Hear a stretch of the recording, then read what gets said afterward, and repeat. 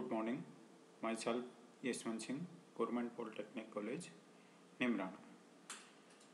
तो आज का जो हमारा लेक्चर रहेगा वो इलेक्ट्रॉनिक्स सेकेंड ईयर के subject wave propagation and communication engineering, जिसका सब्जेक्ट कोड है EL 206, उसके यूनिट नंबर 2 का रहेगा। तो यूनिट नंबर 2 में हम लास्ट लेक्चर तक कर चुके थे ग्राउंड वेव प्रोपेगेशन, यानी जो वेव प्रोपेगेशन के जो 3 टाइप हमने बताए थे, ground wave propagation, sky wave propagation and space wave propagation. तो उसका जो पहला टाइप था ग्राउंड वेव प्रोपेगेशन, वो हम लास्ट के जो हमारा लेक्चर था उसमें कंप्लीट कर चुके थे। आज का जो हमारा लेक्चर रहेगा वो रहेगा स्काई वेव प्रोपेगेशन। तो ग्राउंड वेव प्रोपेगेशन की जो यूज़ था वो हमने किया था मीडियम फ्रीक्वेंसी तक, MF फ्रीक्वेंसी रेंज तक ग्राउंड वेव प्रोपेगेशन का यूज किया जाता है। लेकिन उससे अधिक फ्रीक्वेंसी के लिए यदि जब हम ग्राउंड वेव प्रोपेगेशन का यूज करते हैं तो वेव का जो अवशोषण है वो बढ़ जाता है ये अर्थ के द्वारा, जिसके कारण वो ज़्यादा दूरी तक ट्रेवल नहीं कर पाते हैं।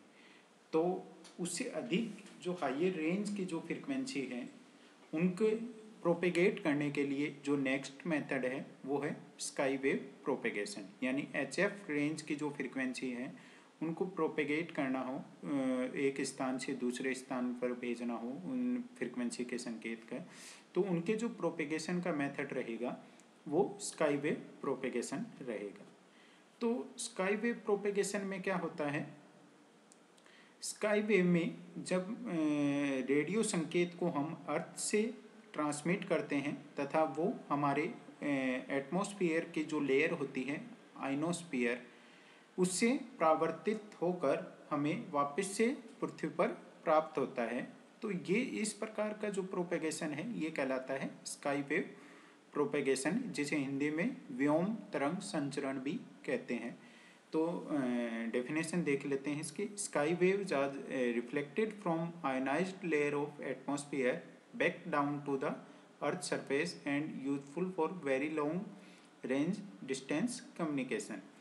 तो स्काई वेव में क्या होता है कि अर्थ ग्राउंड से हमारा यानी संकेत को भेजा जाता है, ट्रांसमिट किया जाता है, और वो हमारे वायुमंडल की जो परत होती है आइनोस्फीयर, आयनन मंडल जिसे हम हिंदी में कहेंगे, से रिफ्लेक्ट बैक होकर हमें वापस पृथ्वी पर कुछ दूरी पर प्राप्त होती है। तो ये जो प्रोपेगेशन है ये कहलाता है स्काई वेव प्रोपेगेशन। इसे हम आइनोस्फेरिक वेव प्रोपेगेशन भी कहते हैं।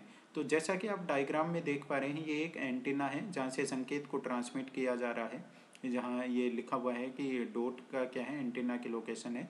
तो ये हमने ऊपर ट्रांसमिट किया, ये आइनोस्फीयर की लेयर है।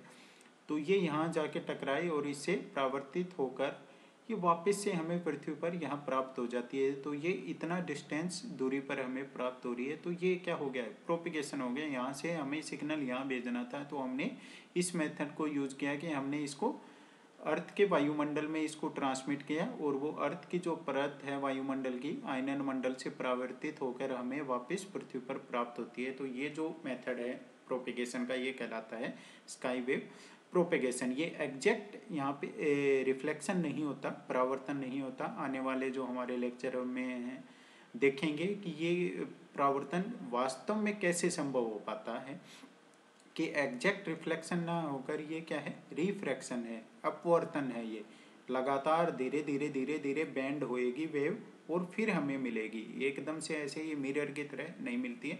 ये आने वाले लेक्चर में हम इसको क्लैरिफाई करेंगे कि ये वास्तव में कैसे संभव हो रहा है। तो अभी के लिए इतना मान लो कि यहाँ ग्राउंड से सिग्नल को ट्रांसमिट किया जाता है और वो अर्थ के आइनोस्फीयर से परावर्तित होकर वापस हमें पुनः पृथ्वी पर प्राप्त होता है। तो ये जो मैकेनिज्म है, ये जो मेथड है, ये कहलाता है स्काई वेव प्रोपेगेशन। तो स्काई वेव प्रोपेगेशन की डेफिनेशन हम क्या हो गई कि स्काई वेव प्रोपेगेशन का use higher frequency HF signal के लिए इसका यूज किया जाता है और इसमें संकेत को पृथ्वी की सतह से वायुमंडल की तरफ ट्रांसमिट किया जाता है तथा यह वायुमंडल की परत आयनन मंडल से परावर्तित होकर हमें पुनः पृथ्वी पर प्राप्त होता है। यह जो मेथड है, प्रक्रिया है, ये स्काई वेव प्रोपेगेशन कहलाती है। इसे हम आइनोस्फेरिक वेव प्रोपेगेशन भी कहते हैं। तो सबसे पहले हम देखते हैं कि ये आइनोस्फेरिक हमारे वायुमंडल में कहाँ पर लोकेटेड होता है, यानी जो वायुमंडल की जो विभिन्न परतें हैं उसमें आयनन मंडल कहाँ पर होता है। तो ये है हमारे लेयर्स ऑफ एटमॉस्फेयर। हमारे वायुमंडल की कौन कौन से परतें होती हैं, ये हमारी अर्थ को दर्शाया गया है। तो अर्थ से के सरफेस यानी ग्राउंड से लेकर 14 या 15 यानी 14 to 15 किलोमीटर तक की जो हाइट होती है, ये आप देख पा रहे हैं। जो पहला जो सर्कल है वो 14 किलोमीटर, तो ये कहलाता है ट्रोपोस्फियर, जिसे हिंदी में हम कहते हैं क्षोभ मंडल। यानी पृथ्वी की सतह से 15 या 14 किलोमीटर तक की ऊंचाई की जो रीजन होता है उसे हम क्षोभ मंडल या ट्रोपोस्फियर कहते हैं। इसमें हमारी जो मोस्टली गैसें हैं वो सारी इसी में पाई जाती हैं, जो इसमें मैक्सिमम हमारी ये जैसे ऑक्सीजन वगैरह हैं वो सारी इस मंडल में पाई जाती हैं।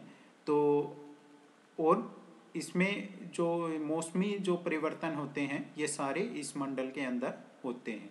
तो पृथ्वी की सतह से 14 किलोमीटर तक की ऊंचाई के जो क्षेत्र है वो ट्रोपोस्फियर कहलाता है तथा इसमें सारे मौसमी परिवर्तन होते हैं। इसमें सारी गैसें पाई जाती हैं और इसका गैसों का घनत्व सबसे अधिक इसी मंडल में होता है। धीरे धीरे ऊपर पृथ्वी की सतह से ऊपर निकलेंगे तो जो गैस है उनका जो घनत्व है, डेंसिटी है, वो धीरे धीरे कम होती चली जाएगी। लेकिन पृथ्वी की सतह के नज़दीक ये जो गैस की जो डेंसिटी है वो मैक्सिमम होती है।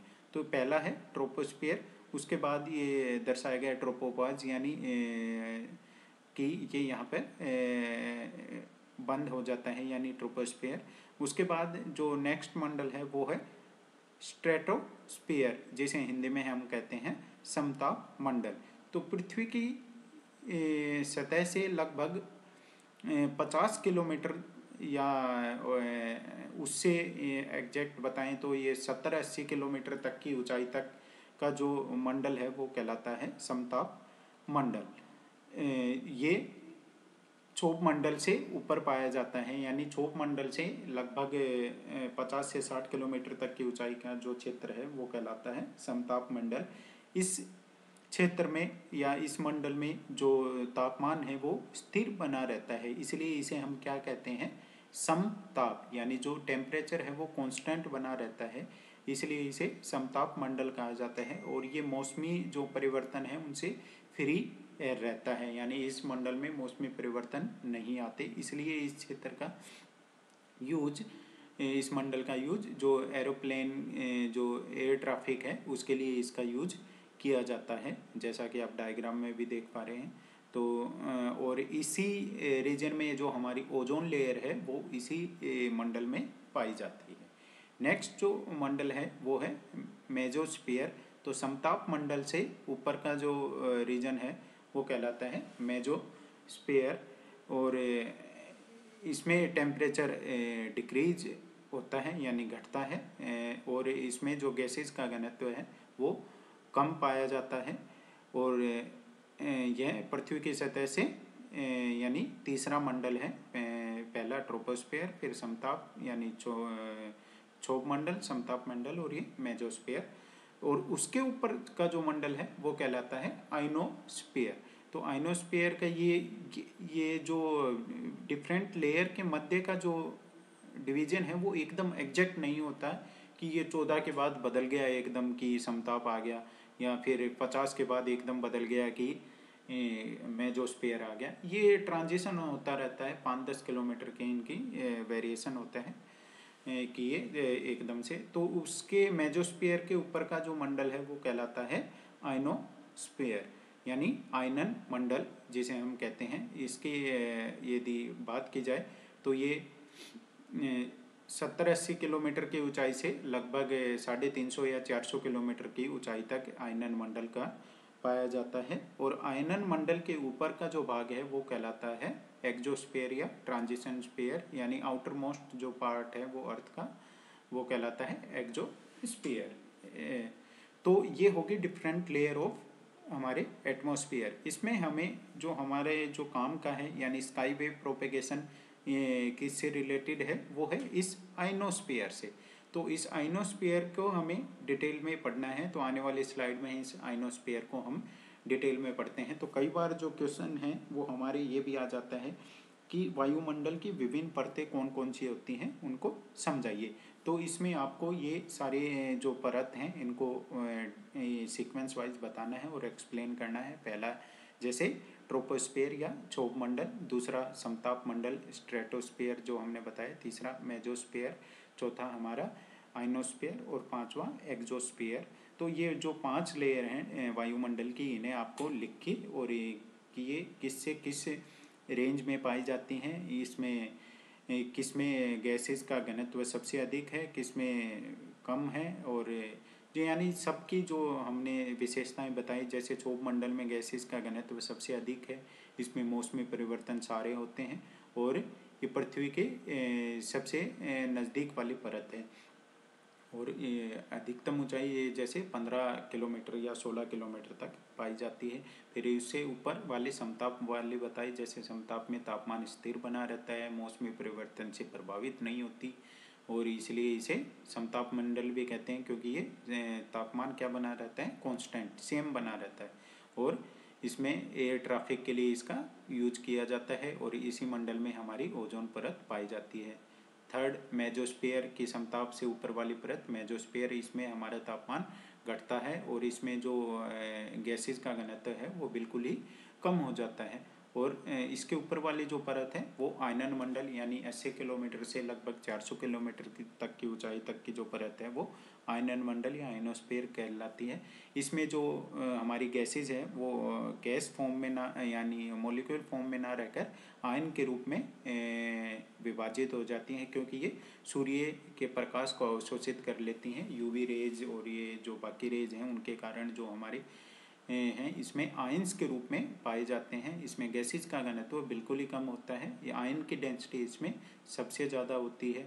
फिर इसके ऊपर वाला पार्ट है एक्सोस्फीयर, वो आइनोस्फीयर के ऊपर यानी 400 किलोमीटर से ऊपर वाला पार्ट क्या कहलाता है, एक्सोस्फीयर कहलाता है। इसमें गैसेज का घनत्व बिल्कुल ही ना के बराबर होता है और मैक्सिमम इसमें आयन पाए जाते हैं। तो ये जो विभिन्न वायुमंडल के परत हैं उनको आपको इस प्रकार से एक्सप्लेन करके लिखना है। ये डायग्राम को आप सिंबॉलिक रिप्रेजेंटेशन के लिए यूज कर सकते हैं। तो नेक्स्ट जो हमारा रहेगा, यानी जो मेन जो हमारे स्काई वेव प्रोपेगेशन से रिलेटेड है वो है आइनोस्फीयर, जिसे हमें डिटेल में पढ़ना है। और इसका क्वेश्चन हमारे कई बार पूछा जा चुका है बीटीआर में कि ये आइनोस्फीयर की विभिन्न परतों को एक्सप्लेन कीजिए कि कौन कौन सी परत होती हैं। तो ये है आइनोस्फीयर लेयर की, जो हमारे जो आयनन मंडल है उसको भी हमने आगे सब डिवाइड किया हुआ है कि ये जो आइनोस्फीयर है उसकी भी विभिन्न परतें होती हैं। जिसकी मुख्यतः परत आप देख पा रहे हैं कि डी लेयर, फिर ई लेयर, नेक्स्ट F1 लेयर और उसके ऊपर की लेयर है F2 लेयर। तो ये इसकी आयनन मंडल की विभिन्न परत हमने इसमें दर्शाई हैं।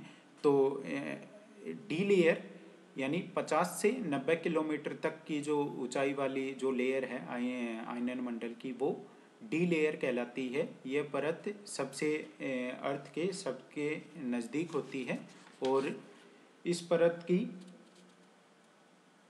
जो औसत मोटाई है वो 10 किलोमीटर की रहती है, यानी कहीं पे अधिक और कहीं पे कम होती है। और ये परत एक मेन पॉइंट है कि ये परत केवल दिन में ही विद्यमान होती है, रात में ये परत लुप्त हो जाती है। जैसा कि आप ये डायग्राम में भी देख पाएंगे कि हमने 2 पार्ट बनाए हैं, ये इधर वाला डे है और इधर वाला नाइट है। तो डे में ये 4 परत दर्शाई गई हैं, डी, ई, F1 और F2। लेकिन नाइट में आप देखोगे तो केवल एक परत दर्शाई गई है, F लेयर, और वो भी किन को मिलकर बनी हुई है, F1 और F2 मिलकर क्या बना लेती हैं, F लेयर को बना लेती हैं। तो नाइट में केवल एक परत होती है, लेकिन डे में क्योंकि सन की जो रेज हैं यानी सूर्य का प्रकाश दिन में पड़ता है, तो दिन में पड़ने के कारण ये जो हमारे गैसेज हैं वो आयन के रूप में परिवर्तित हो जाती हैं, जिसके कारण जो डिफरेंट लेयर है आयन का घनत्व बढ़ जाता है, जो कि लेयर की जो मोटाई है वो बढ़ जाती है और डिफरेंट लेयर हमें दिखाई देती हैं, डी लेयर, ई लेयर, F1 लेयर और F2 लेयर। लेकिन रात में ये जो तापमान है वो कम होने के कारण ये लेयर लुप्त हो जाती हैं और केवल ये ऊपर वाली जहाँ पे मैक्सिमम आयन रहेंगे यानी F1 और F2 में आयन की संख्या सबसे ज़्यादा रहेगी, इनमें कम होती है तो ये तो लुप्त हो जाएंगे, लेकिन ये दोनों विद्यमान रहेंगे और ये मिलकर एक परत का निर्माण करेंगे जिसे हम F लेयर हमने कहा है। तो पढ़ते हैं अभी डी लेयर की आयनन मंडल की न्यून यानी सबसे नीचे वाली परत क्या कहलाती है, डी लेयर कहलाती है। इसकी ऊंचाई 50 से 90 किलोमीटर के बीच में होती है। इसकी औसत मोटाई 10 किलोमीटर की होती है, यानी इसकी जो मोटाई है वो बहुत ही कम होती है और ये परत केवल दिन में ही विद्यमान रहती है। और इस की यदि क्रिटिकल फ्रीक्वेंसी, जो कि हम आने वाले लेक्चर में एक्सप्लेन करेंगे कि क्रिटिकल फ्रीक्वेंसी क्या होती है, इस परत की क्रिटिकल फ्रीक्वेंसी लगभग 200 किलोहर्ट्ज़ के राउंड होती है, कि यानी मैक्सिमम जो फ्रीक्वेंसी ये परावर्तित करके भेजेगी अर्थ पे वो 200 किलोहर्ट्ज़ के अराउंड रहेगी। तो ये डी लेयर के बारे में है कि डी लेयर क्या इसकी स्पेसिफिकेशन या करेक्टरिस्टिक्स होती हैं। नेक्स्ट है ई लेयर।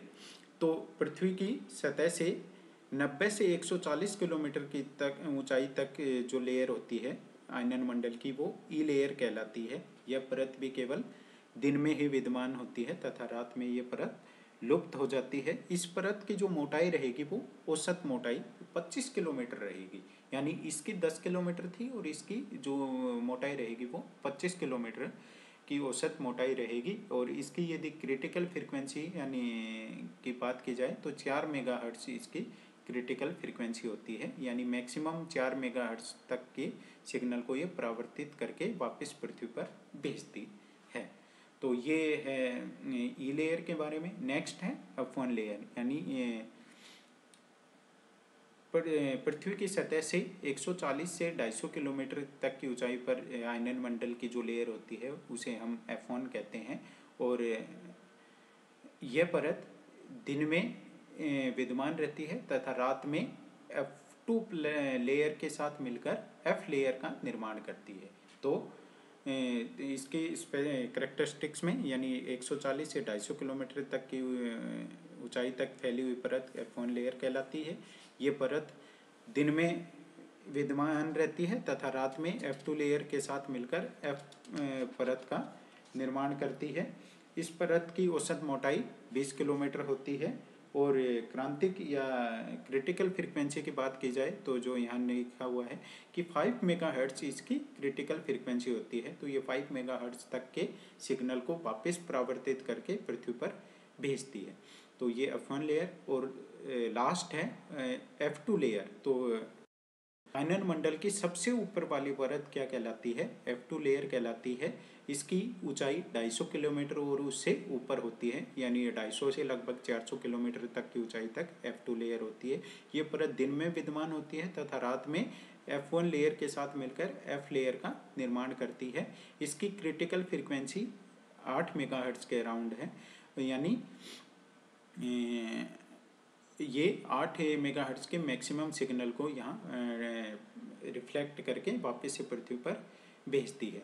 तो ये थे आयनन मंडल की विभिन्न परतें, जो कि हमारे क्वेश्चन भी आता है या ऑब्जेक्टिव में बात की जाए तो इनके ये क्रिटिकल फ्रीक्वेंसी पूछ ली जाती है कि किस लेयर की क्रिटिकल फ्रीक्वेंसी कितनी है, या फिर कौन सी लेयर दिन में विद्यमान होती है और कौन सी विद्यमान नहीं होती, या इनको सीक्वेंस में अरेंज करवा देते हैं कि इनको सीक्वेंस में अरेंज कीजिए कि पहले कौन सी आती है, फिर डी, ई, F1 और F2। तो इन पे कई प्रकार के क्वेश्चन के फॉर्मेशन होती है, ऑब्जेक्टिव और एज वेल एज हमारा जो कन्वेंशनल क्वेश्चन है वो भी इसके ऊपर फॉर्म होता है कि आयनन मंडल की विभिन्न परतों को समझाइए। पूरा मतलब 6 नंबर या 8 नंबर का क्वेश्चन के फॉर्मेशन इसमें होती है।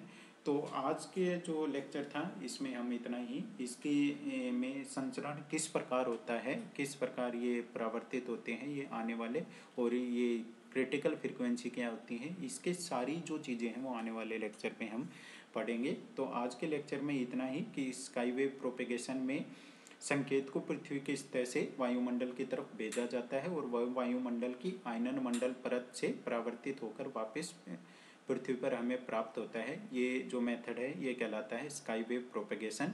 फिर हमने पढ़ा कि वायुमंडल की विभिन्न परतें कौन कौन सी हैं, जिनमें क्षोभ मंडल, समताप मंडल, मेजोस्फीयर और एक्जोस्फीयर, आयनन मंडल और लास्ट का एक्जोस्फीयर, यानी 5 जो वायुमंडल की परत हैं वो पढ़ी। और नेक्स्ट फिर हमने डिटेल में आयनन मंडल की भी विभिन्न परतें कौन कौन सी हैं उनको पढ़ा। तो इस प्रकार आज का लेक्चर यहीं